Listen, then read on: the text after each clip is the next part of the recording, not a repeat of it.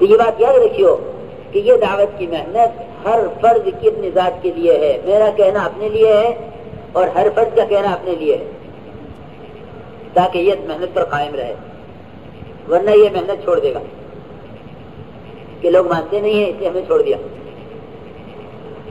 اس لیے میرے محترم دوستو، جس چیز کو اپنے اندر پیدا کرنا چاہو اس کو اس راہ میں نکل کر زیادہ کرو، یہ مقصد ہے اللہ کے راستے میں نکلنے کا، یہ مقصد ہے اللہ کے راستے میں نکلنے کا کہ ہمارے ایمان میں ضعف ہے، ہمارے اعمال میں ضعف ہے، اللہ کے وعدوں کا یقین نہیں ہے کہ ہم تو اپنے اندر یہ چیزیں پیدا کرنے کے لیے نکلے ہیں، اور اس راستے کی مشقت اور اس کا مجاہدہ یہ اللہ کی طرف سے ہدایت کے فیصلے کرواوے گا، کیونکہ اللہ نے ہدایت کا فیصلہ جوہد پر کیا ہے۔ اللہ نے ہدایت کا فیصلہ جوہد پر کیا ہے۔ اب یہ 6 نمبر اس کی مشق اللہ کے راستے میں نکل کر ہے۔ پہلے ان کو اچھی طرح سمجھ لیا جائے کہ 6 نمبر کیا ہے، ان کی حقیقت کو حاصل کرنے کا طریقہ کیا ہے، ان 6 نمبروں کی حقیقت کے حاصل ہونے پر کیا نتائج، کیا اثرات ہوں گے۔ سب سے پہلی بات یہ ہے کہ کلمہ لا الہ الا اللہ کی دعوت اس کی حقیقت کو سامنے رکھ کر، فرماتے تھے کہ ایمان کی دعوت دو ایمان کی حقیقت کو سامنے رکھ کر، یہ نہیں کہ ایمان پر بات ہو رہی ہے اور ایمان کی حقیقت سامنے نہیں۔ ایمان کی حقیقت کو سامنے رکھو۔ کیا ہے ایمان کی حقیقت؟ کہ ایمان کی حقیقت یہ ہے کہ میرا اللہ مجھ سے جو چاہ رہا ہے اس اللہ کے اس حکم کے مقابلے میں جو دنیاوی نقصان یا جانی نقصان، کہ جس طرح کا نقصان ہو کہ اس نقصان پر اللہ کے وعدوں کے پورا ہونے کا یقین ہو، لیکن اس نقصان کی وجہ سے حکم کے چھوڑنے کا خیال نہ آئے۔ اللہ کا وعدہ حق ہے کہ اللہ کا وعدہ پورا ہوگا، کہ اس کو دنیا کے حالات حکم سے نہ روک دیں۔ ہماری نقل و حرکت کا مقصد وہ ایمان کی دعوت کو زندہ کرنا ہے ایمان والوں میں۔ سب سے پہلی بات جو موسیٰ علیہ السلام کے کان میں پڑی اللہ کی طرف سے، وہ اللہ کی ذات کا تعارف، اننی انا اللہ لا الہ الا انا فاعبدنی۔ پھر نماز، اقیم الصلاۃ لذکری،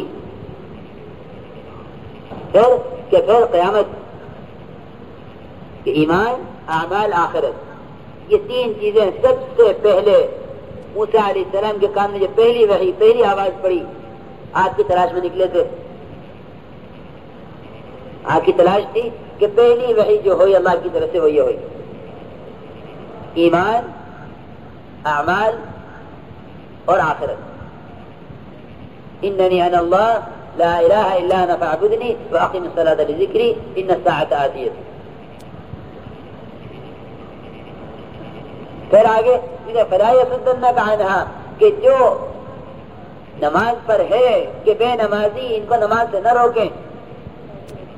فلا یصدنک عنہا من لا یؤمن بها، کہ دیکھو بے نمازی تمہیں نماز سے نہ روک دیں کیونکہ انہیں نماز پر یقین نہیں ہے، کہ ہر ایک کو نماز کی دعوت دے کر اس کے یقین پر لے آؤ، تاکہ کہیں یہ وہ شخص جو نماز سے کامیابی کا یقین نہیں رکھتا وہ کہیں نماز سے روک نہ دے۔ یہ لکھا علماء نے فلا یصدنک عنہا من لا یؤمن بها، کہ کہیں نماز پر یقین نہ رکھنے والا تجھے نماز سے روک نہ دے۔ یہ یقین کی خرابی ہے کہ اعمال میں اسباب رکاوٹ بنے ہوئے ہیں اور اسباب والے عمل سے دور لے جا رہے ہیں کہ آؤ تمہیں ہم کامیابی کا راستہ دکھاویں۔ فلا یصدنک عنہا من لا یؤمن بها واتبع هواه فتردى، کہ جو نماز پر یقین نہیں رکھے گا کہ وہ دوسروں کو نماز سے روکے گا اور وہ اپنی خواہشات کے پیچھے پڑے گا اور ہلاک ہوگا۔ اس لیے میرے محترم دوستوں بزرگوں، سب سے پہلی بات ہے کلمے کی، کہ اپنے یقین کو درست کرنے، سارے عالم کے انسانوں کو صحیح یقین پر لانے کے لیے ہمیں سب سے پہلے دعوت دینی ہے کلمے کی اور ایمان کی، سب سے پہلا کام یہ ہے کہ ایمان کی اور کلمے کی دعوت دی جاوے، اور فرد سے بات کریں یا مجمع سے کریں، ہماری بات کی ابتدا ہی ایمان سے ہوگی۔ اللہ تعالیٰ سب سے پہلی بات ہر نبی سے کلمے کی کر رہے ہیں، سب سے پہلی وحی ہر نبی کو کلمے کی، کہ جتنے انبیاء علیہ السلام آئے سب سے پہلی بات ان سے کلمے کی اللہ کی طرف۔ سمجھتے تھے کہ داعی اول اللہ کی ذات ہے، اور اللہ کی سب سے پہلی دعوت اپنے تعارف کی ہے،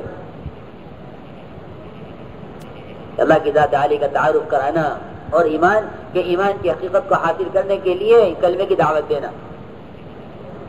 کلمے کی دعوت میں اللہ کی قدرت کو سمجھاؤ خوب اچھی طرح۔ دیکھو میرے محترم دوستو، ظاہری نقشوں کے خلاف خوب بولنا ہوگا۔ یہ بات صرف سننے کی نہیں ہے، بلکہ یہ بات کہنے کے لیے ہے۔ جو میں آپ سے عرض کر رہا یہ ہمیں کہنا ہے، یہ نہیں کہ ہم کہیں اور آپ سنیں، کہ نہیں آپ سب کہیں۔ جو بات یہاں کہی جاتی ہے وہ کہلوانے کے لیے کہی جاتی ہے۔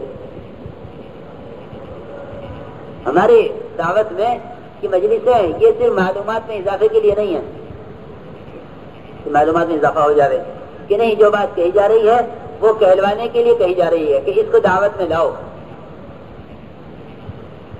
انفرادی ملاقات ہو، اجتماعی ملاقات ہو، مجمع میں ہو، فرد کے ساتھ ہو، مسجد میں ہو، بازار میں ہو، گھر میں ہو، عورتوں بیوی بچوں کے ساتھ ہو،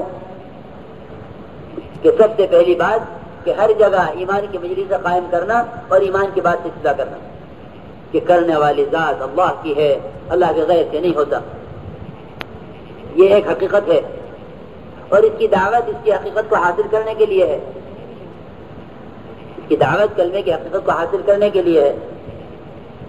تو جہاں بات ہو سب سے پہلے ایمان کی بات ہو، اللہ کی قدرت کو سمجھاؤ کہ قدرت اسباب میں نہیں ہے، قدرت اللہ کی ذات میں ہے، اسباب قدرت سے بنے ہوئے ہیں، اسباب سے نہیں ہوتا، اللہ کی ذات سے ہوتا ہے۔ اس کے کرنے کے ضابطے اس کے بنائے ہوئے اسباب نہیں ہیں، اس کے کرنے کے ضابطے اس کے دیے ہوئے احکامات ہیں۔ اس کی دعوت دو۔ یہ ایمان اور اعمال کی دعوت ہے کہ اس کے کرنے کے ضابطے اسباب نہیں ہیں، کہ اس کے کرنے کے ضابطے کہ اس کے احکامات ہیں۔ اس کی دعوت دی جا رہی ہے، اس لیے نہیں ہم ایمان والے ہیں وہ بے ایمان ہیں۔ اس کی دعوت اس لیے نہیں دی جا رہی ہے کہ ہم ایمان والے ہیں وہ بے ایمان ہیں، ہم نمازی ہیں وہ بے نمازی ہیں، ہم عالم ہیں وہ جاہل ہیں، ہم ذاکر ہیں وہ غافل ہیں، یا ہم بلند اخلاق ہیں وہ بد اخلاق ہیں، یا ہم مخلص ہیں ان کے عمل میں ریا ہے۔ نہیں میرے محترم دوستو، اتہموا انفسکم، کہ اپنے آپ کو متہم کر کے دعوت دو کہ مجھے ایمان کی ضرورت ہے، مجھے نماز کی ضرورت ہے، مجھے علم اور ذکر کی ضرورت ہے، مجھے اخلاص اور اکرام کی ضرورت ہے، کہ اپنے اندر پیدا کرنے کی غرض سے دعوت دو۔ دعوت کو اپنی ذات کے لیے یقین کرو۔ ہم نماز کی دعوت دیتے ہیں کہ ہم تو نمازی ہیں، یہ بے نمازی ہیں، چلو بے نمازیوں کو دعوت دو، اس لیے ہماری نماز ایک سطح پر آ کر اٹکی ہوئی ہے،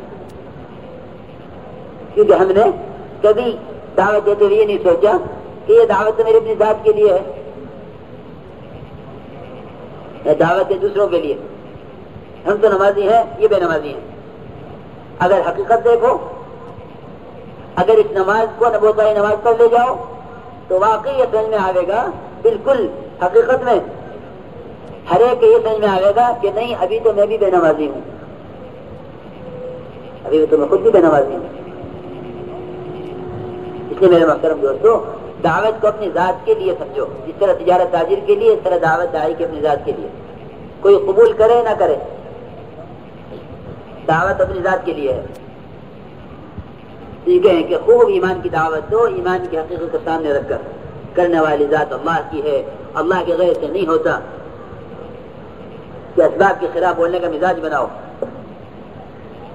کہ جب ایمان کی دعوت دی جاوے گی اور کلمے کی دعوت دی جاوے گی، اللہ کی قدرت سے، اللہ کی ذات عالی سے ہونے، اللہ کے غیر سے نہ ہونے کو بولا جائے گا، تب کہیں جا کے ان اعمال کی حقیقت سامنے آئے گی، کیونکہ اعمال کی حقیقت تو ایمان کے بقدر ظاہر ہوگی۔ ایمان کے بقدر اعمال کی حقیقت ظاہر ہوگی. تو خوب کلمے کی دعوت دو. انفرادی طور پر, اجتماعی طور پر اپنے یقینوں کو درست کرنے کے لیے ہم ایمان کی دعوت دے رہے ہیں. پھر دوسرا کام یہ ہے کہ اس دعوت کے بعد پھر تنہائیوں میں اللہ کی ذات عالی سے ہونے کو سوچو, کیونکہ کلمے کی دعوت دینی ہے. اس کلمے کی ہمیں مشق کرنی ہے. ایمان کی مجلسوں میں اس کی مشق ہوگی. آؤ بیٹھو ایمان لے آویں. اس کا ہاتھ پکڑ کے بیٹھ گئے, اس کا ہاتھ پکڑ کے بیٹھ گئے. ارے ایمان کی مجلسیں قائم کریں. ابو موسیٰ اشعری رضی اللہ تعالیٰ نے دیکھا کہ کچھ لوگ بات کر رہے ہیں اور ایسی فصاحت بلاغت کی باتیں ہو رہی ہیں. فرمانے لگے کہ ہم تو اللہ کی ذات کے تذکرے کریں, یہ تو ایسی باتیں کر رہے ہیں کہ یہ تو کھال جھڑ دیں گے اپنی زبان سے. میرے محترم دوستو, ہمارے یہاں باتیں بنیاد نہیں ہے, بلکہ ایک یقین کی تبدیلی کی محنت ہے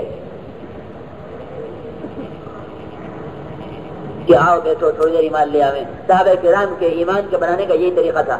اجلس بنا من ساعۃ, عبداللہ بن رواحہ کسی کا ہاتھ پکڑ کے بیٹھ جائیں, آؤ بیٹھو ایمان لاویں. یہ اس چیز کو زندہ کرنا ہے, اس چیز کو زندہ کرنا ہے. مساجد میں ایمان کی مجالس نہیں ہے, صرف نماز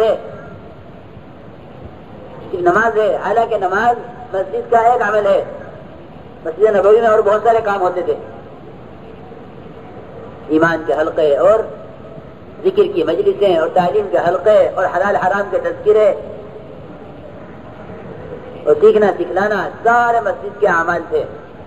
ایک حلقہ علم کا لگا ہوا, ایک حلقہ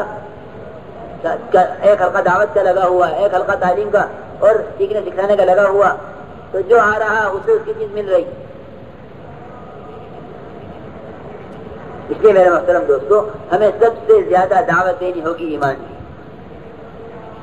اس نے اللہ کی بڑائی کو, اللہ کی قدرت کو, اس کی عظمت کو خوب سمجھاؤ اور کہو ڈنکے کی چوٹ کہ کرنے والی ذات اللہ کی ہے, اس کے کرنے کے ذات سے یہ دنیا کے پھیلے ہوئے نقشے نہیں ہیں. اس کے کرنے کے ذات سے اس کے احکامات ہیں. اسباب تو قدرت سے بنے ہوئے ہیں. قدرت سے بن کر یہ اسباب سارے کے سارے, یہ سارے اسباب یہ قدرت کے ماتحت ہیں. ایسا نہیں ہے کہ اللہ نے اسباب بنا کر انسانوں کو دے دیے کہ لو یہ تمہاری حاجت کے لیے, اب تم ان سے اپنی حاجت پوری کرو. ایسا نہیں ہے. اگر اسباب انسانوں کے قبضے میں ہیں تو پھر یہ اپنے اسباب میں نقصان کیوں اٹھاتے ہیں؟